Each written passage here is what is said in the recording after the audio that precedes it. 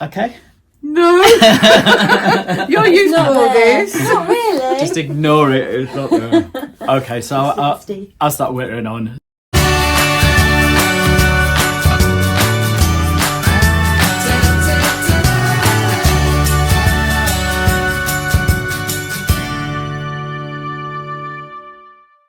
Hey everybody, welcome back to Hart Talks. Well, today, as you can see, I have two guests. You'll recognise this face. As you know, this is Nikki, and this is Dee. First time on Hart Talks, and we're talking about something really serious today. October is Breast Cancer Awareness Month. I didn't know that until Nikki told me the other day. And both of these ladies have both experienced breast cancer, different forms of breast cancer. Let me go to my little black book. Nikki had triple negative breast cancer, stage 2, grade 3. And Dee had HER2 negative, stage 2, grade 2. And both of them went through chemo and radiotherapy to zap that cancer.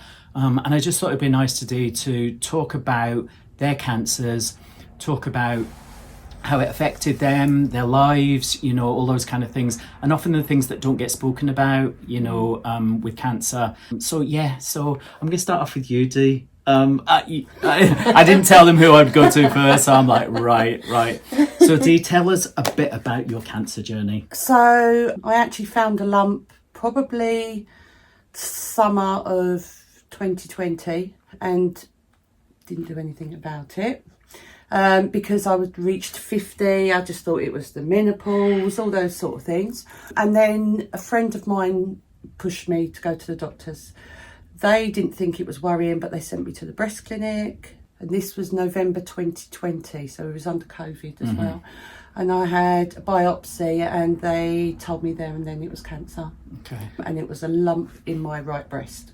Okay. So did the biopsy. Test results come back. I then had an operation on the 25th of November where they took the lump. Is that lumpectomy? Lumpectomy, yeah. And they have to take the lump with the right margins as well because they don't want any little bits of dust left behind. Yeah. They take the cancer away, test the cancer, and then decide what treatment you're going to have. So then I had 8 lots of chemotherapy and 15 lots of radiotherapy. But they removed all the cancer in the lumpectomy. So I was actually told that if I didn't want the chemo, I didn't have to have it. Okay. But the way that I see it was like putting bleach down the drain. I needed to get rid of all the germs. Yeah, you wanted to make sure, didn't you? Yeah. And finished my treatment in July last year. Is that your phone? Just turn my alarm off. Yeah. So Nick, and what about you?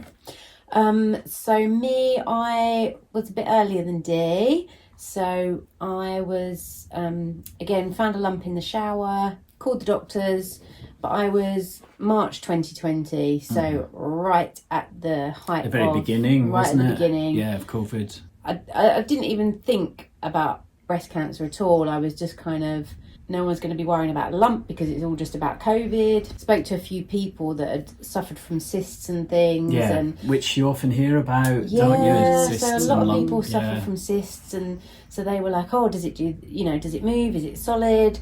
Is it this? Wait for period to come and then it'll probably disappear. And so I sort of did all of that. No, it's not changing. It's still there. It's not going anywhere. And then obviously COVID was getting worse and worse. And I thought, if I leave it COVID doesn't seem to be going. So called my doctor. He couldn't see me because of COVID. So he just referred me, thank goodness, straight away for the referral. I had to go in there on my own. Hadn't told people. Went in on my own. They did the I saw the nurse. She felt it. And she said, I think it is just a cyst. Yeah. We'll do the mammogram. Then you go in for an ultrasound. Yeah. So I went for my mammogram. I was really chatty with chatty with everyone, thinking, I'm wasting people's time. She said to me, you've got lovely breasts. And I said, can I have a photo for the mantelpiece? Joking. And then when I went back in for the second mammogram afterwards, I went, I really don't want a photo of them. You know? So I was doing the same as you, making light of it. Yeah, because I think you just don't think it's real. And then ultrasound, And then she's like, like it, just the whole tone changed, and she's like, I'm going to have to do a biopsy.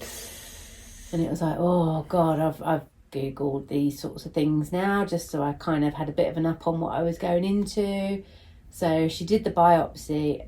I remember her talking to me and saying everything, and I remember going, and then I just burst out crying. I said, I'm so sorry. I've no idea what you've just said to me. I just keep nodding my head. Just gone over your head.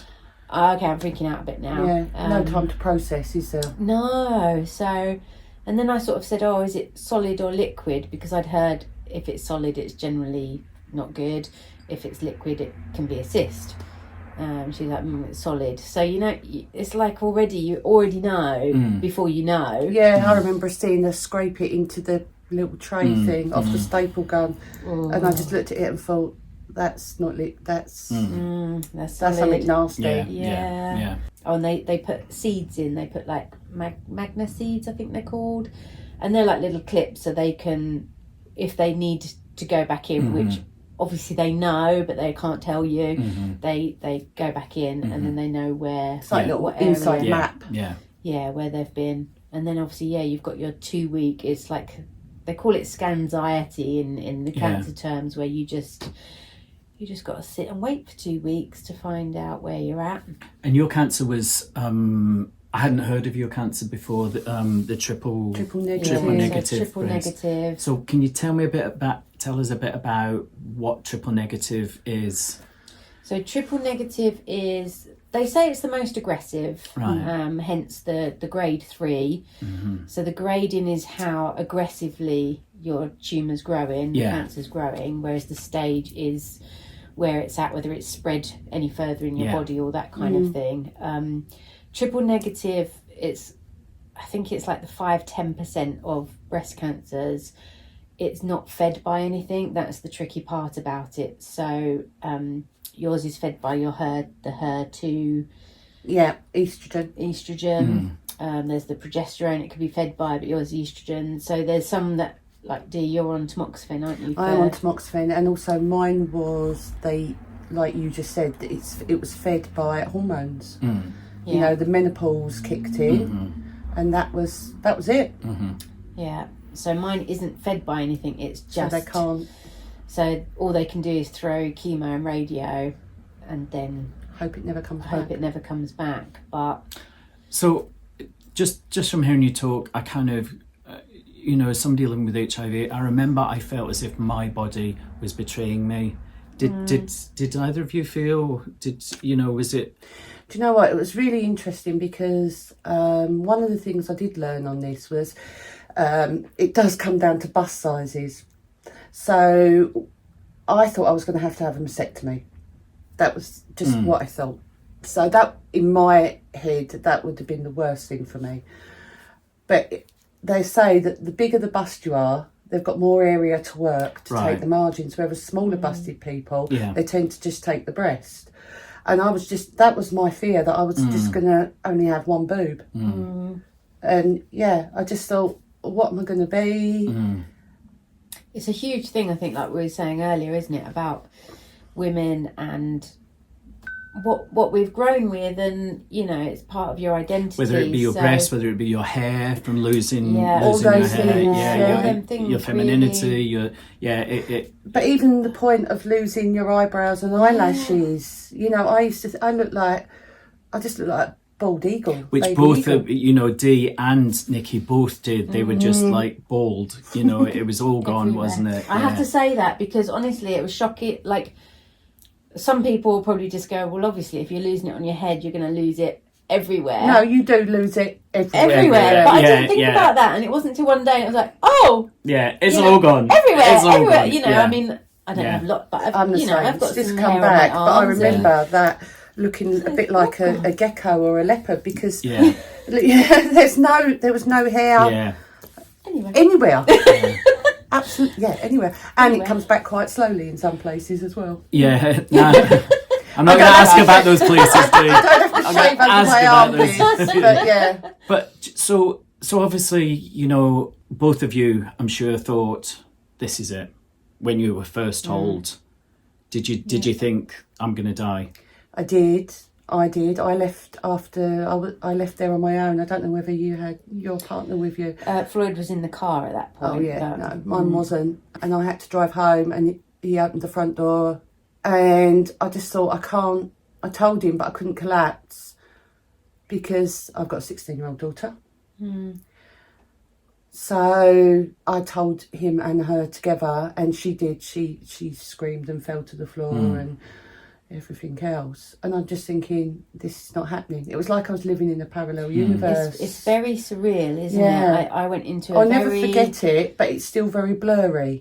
Yeah, it's like watching from a movie, isn't it? It's kind of, I feel like from the minute I was told, it was like I stepped out of myself. And you were a viewer looking on. Yeah, and this robot was just like, okay. Yeah. Right? And even telling people, like, I feel like it wasn't till I finished treatment. And that's what I did.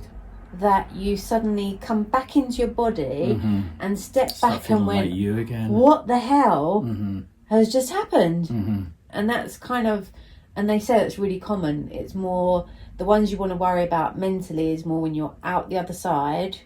Thank God we're out the other side. It's when you're out the other side that your emotions kind of come back in again. Yeah, there's something they call a cancer hangover. Right. And that can come out at any time after treatment. Okay. You know, the sense of loss, the sense of losing yourself as a person, the fact that you get bitter because you lost 9 months of your life. It kind of doesn't hit you. Yeah, hit you you till should be after you, grateful. Yeah. You should be so grateful. But actually, I get a lot of anger about what I got and why I got it. And yeah, the cancer hangover is quite a common thing. And plus as well, 9 months down the line, people aren't interested anymore.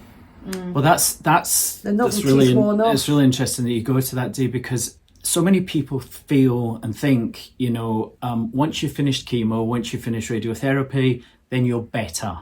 You know, and better like you've just on your antibiotics. Yeah. And what I've realised from having so many friends, unfortunately, that have had cancer over the last few years, is that people recover differently, and some people jump back into work and jump back into their normal lives and other people really struggle and find it really difficult, you know, and it's nothing about them, it's just about how cancer has affected them, you know. And so it'd be interesting to hear, like, from both of you, what the after effects have been, you know, because you're doing good now, Dee, like as far as the cancer's concerned. Yeah. But fingers crossed. But you know, that's fine. But what about the after effects? For me, it's materialised into I have quite bad panic attacks. My mental health is not good. Didn't leave the house. Still don't go out a lot now. The other side to it as well is I'm no longer at work and I'm on benefits. So you've got that impacts the finances, is a big impact if you're a single parent and only one income coming in. So, you know, there's lots of things that weigh heavy on your mind. I know it shouldn't matter to us what people think, but it does matter, you know. So what about when people say, oh, but why are you on benefits? Why are you not back at work? You know, that is I've had a couple of people say, oh, you know, benefit dodger and all this sort of thing. You know, I have to rent my property. I split up with my partner, and it just galls me a bit because they haven't walked my path. You know, and this is what I was saying to you earlier. You feel a bit of a fraud walking down the road. You know, my hair's back. You know, everything's hunky dory. But what goes on inside here is a major. Yeah. We used to call it a clusterfuck because there's just so much going on inside there and you can't let it out. And people get bored. You feel that people get bored hearing your story. They don't want to, Well, we get bored of, do you not think, I sometimes think, oh God, I'm fed up of hearing myself talk about this. You know, so often it's what about you, Nick? Because I know when you were going through chemo and all those kind of things, And when you were trying to get back to work and I know you really struggled as well, you know, and everybody said, oh, you should be ready to go back to work and you should be, you know, so what about for you? Because both of your mothers as well as you know, as well as having had cancer, you're both mothers. So what about, you know, how is it for you feeling okay with where you are now? So I think it's been, like I say, they don't tell you what all the aftermath of what it can do to your body. Actually, when I look back and I read all the leaflets, it does tell you could have this. But you obviously get to a point where you don't read that because it's just overwhelming. You can't take it all in. I used to, the tablets that they, you know, it's not just chemo either, is it? I was saying, you know, come home with your green bag full of injections. Injections every day. Anti-sickness pills, double anti-sickness pills. Steroids to actually keep you going. Otherwise you just floor. So I didn't realise any of that. You know, you think you just go in and get your key, you know, I say just, using that term loosely, but... 8 hours. Yeah, I was left with nerve damage, peripheral neuropathy in my feet. So that feels like you're walking on glass. It's tingly, especially at bedtime. So I can't walk far now, and that really frustrates me. Really, really frustrates me. Again, I think people look at that outer shell. Yeah. I've never realised so much in my life when people say about the disabilities that they're not all visible. Yes. Yeah. And I must say myself, I've probably judged people and gone, you look at somebody and go, oh, you look fine. Yeah. It's a shell. We are a shell. And that shell can look fine. But actually, my left eye's gone blurry. I've now got cataract starting from chemo. And you've had some pain still. We're still having trouble with that. The radiotherapy that leaves you with, you know, and they say that can last up to 2 years. The neuropathy, they say if it's not gone by 18 months, that could be it. They tried to lower my dose. I was hospitalised at one point through chemo. They then lowered the chemo dose. That's exactly what I did. But again, that is another head thing, isn't it? Because you're like, now I'm not getting my full dose. Yeah. Is it not going to work? Am I going to be cured? But you know, they've got to find that balance as well as just worrying about yourself. You are like for me and Finley. You know, Finley, he was 10, trying to keep everything normal. I never wanted to lie to him. No. I always said I didn't want to lie, but at the same time I don't want to put the fear of God into him. So it's how much you tell, how much you share, isn't it? Need to know, I think. So we did lighten up, like we said, about because I had the titanium clips put in. Mummy had a bionic boob, so he thought I was telling everyone I'm a superhero. Boob jokes, wasn't there? A lot of boob jokes. They put a blue dye into you to trace whether it flashes up in your nodes, so then you have a blue boob for a while, and that can last. Mine's still a little bit, so I was a Smurf bionic superhero. But my daughter was 16 and had just gone into her last year at school, so it was GCSE time. There's all that COVID, teenage, being a teenager, all the dramas of, you know, and watching too much on the telly, she was convinced that I was going to spend all of my life with my head down the toilet. You know, she'd seen the adverts, the cancer research adverts, and to her that was it. But it was the reality was very different. Everybody's journey is so different. Yeah, even with the same, like we've found a wonderful group, Bosom Pals, which is our local breast cancer group. I found on Facebook. I don't know if you found it Facebook. I was actually getting my hair cut with Julie. Oh, okay. And she recommended Bosom Pals. They're amazing. I needed somebody local, I needed somebody close, I needed to have contact with people after COVID. And for people that were going through the same thing. I mean, there's also a guy in the group, isn't there? There's one guy. And it's given the most amazing support and friendships. And I think it's really important that you find somewhere local, because you can't go far, you can't drive far. And just that, it's nice to meet up. Like we do coffee mornings and stuff, don't we? And it's nice to have that someone that gets it, even though we've all got our own journeys, our own side effects. Everyone's slightly different, but we've got that I get it. It's a common thread, isn't it? Throughout, yeah, it is. We laugh, we cry. Yeah. So obviously both of you have spoken about being mums, and I just wondered what, you know, I understand that point of I'm going to die, this is the end, you know, type feeling. But what do you think for both of you it has been that has encouraged you, has pulled you through, has, you know, because it's a hard time, isn't it? You know, when you've got cancer, is the things that you can say, well, I got through because of this, or that this helped me get through, or... I think it is the kids, isn't it? Because it's just, you do sit there, we're going to try not to cry now. No, I'll cry. You do sit there and think, I need to be there for them. Yeah. And you want to be there for Don't them. cry, don't cry. The three of us will go, we'll all just be wasted. Yeah. I think that is, you do it for your children. And I do think that if I hadn't have had children, I may have a very different outlook. But also, during this journey, you meet other people with various cancers. And I lost a really close friend that I was on chemo with. Yeah. And we did chemo together, and she rang the bell just after me, and within 6 months she was gone. Yeah. And then we lost another close friend. And it's like a family. It's really weird. It's like a family that you never knew you had. Yeah. And it's those people that get you through it as well, because I know Helen wouldn't want me to be sad, and she'd want me to be living my best life, and so would Sue. Yeah. You know, and I don't know, I get up in the morning or go to bed at night. I usually light a candle most nights. That's my thing. You know, I've got photos, light a candle, say hello, good night. Get up in the morning, I'm still here. Yeah. And so you have a certain amount of survivor's guilt as well. Yeah. Massive We spoke survivor's about guilt. that, didn't we? Yeah. We said about... You know, why did Helen die with her boy who's 8? Yeah. I'm older. You know, natural progression is I would go first. Yeah. There's no choosing, is there? There's no rhyme or reason of that. And I think when you're going through treatment, you're on autopilot and you just exist. You just go through it. Yeah, I used to find...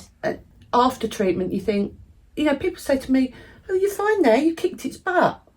No, I haven't. It's there. It's like, the way I used to describe it, my analogy, because I love an analogy, it's like somebody's got a gun at the back of your neck and you're just waiting for them to shoot it. Yeah, they've cocked it. Yeah.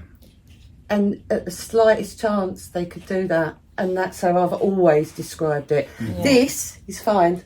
Yeah. Back here, you know, every lump, bump, cold. Yeah.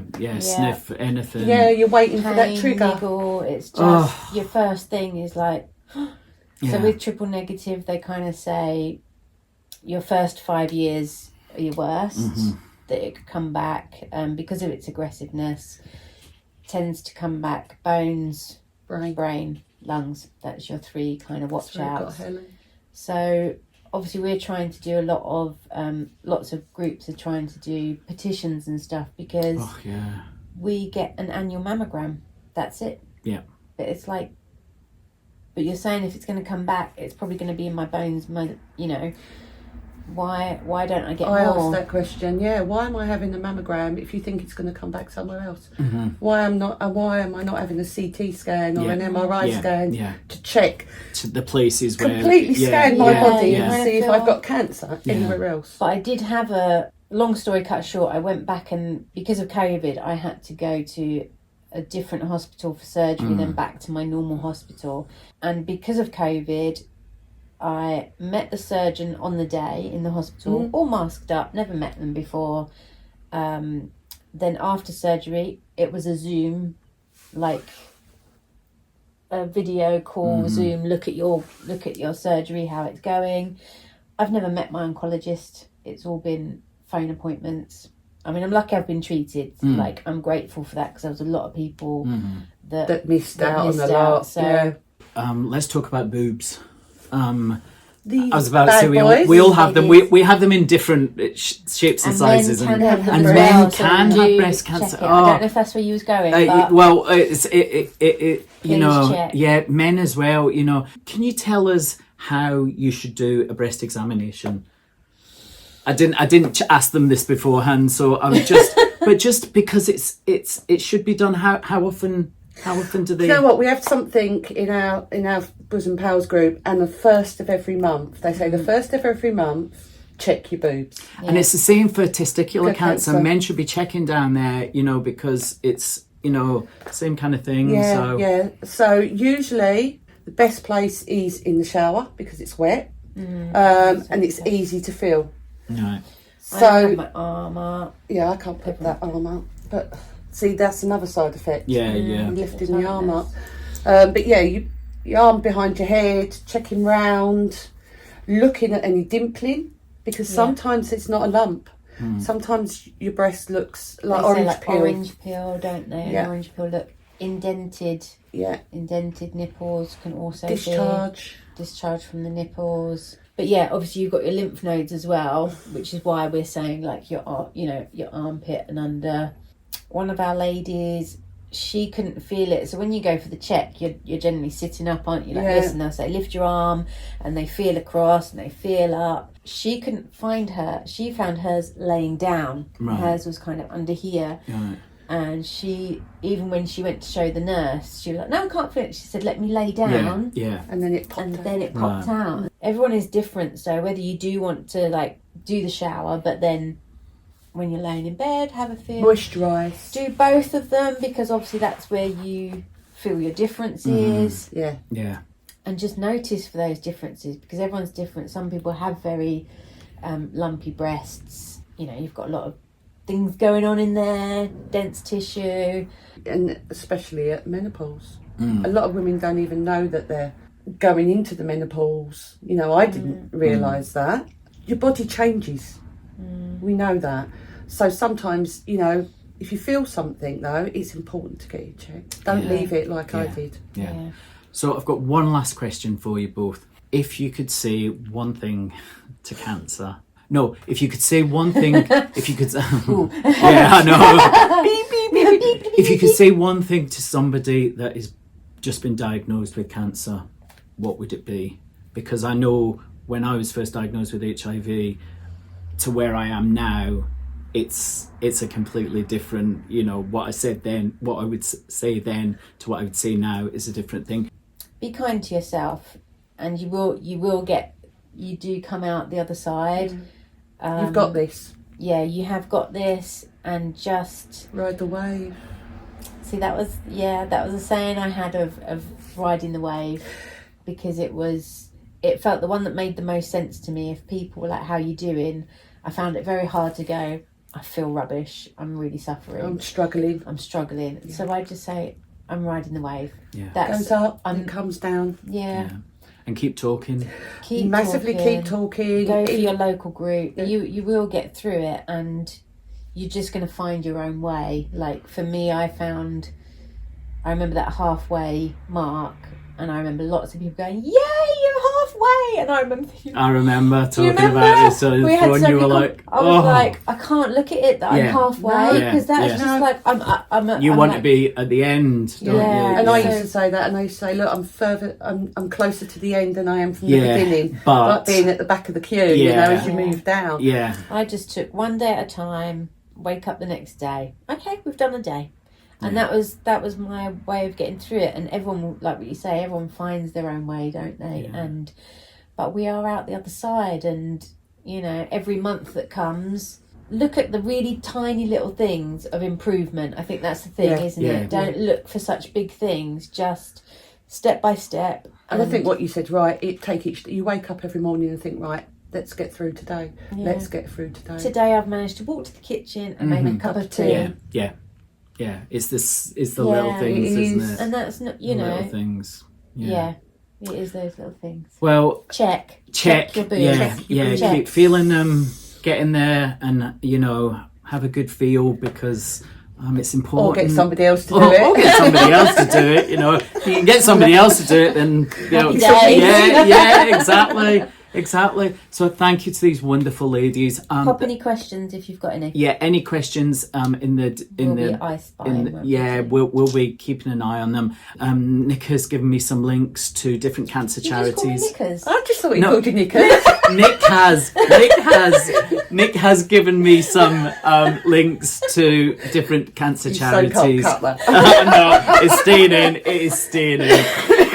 Yeah, so she's given me some links to cancer charities. So do not feel alone, because there are people out there and books, so and stuff on the internet, and people that are going through exactly what you might be going through at this time, blogs, which both of them have been through. So so thank you, everybody. Thank you. Can I just say, there is a wealth of information out there for children as well. If you're worried about children, because they don't understand it, or like me as a teenager, there is some very, very good books out there. Some are on Amazon.